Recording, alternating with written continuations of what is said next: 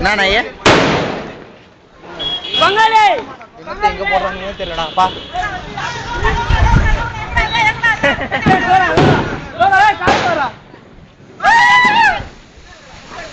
கண்ணு வச்சு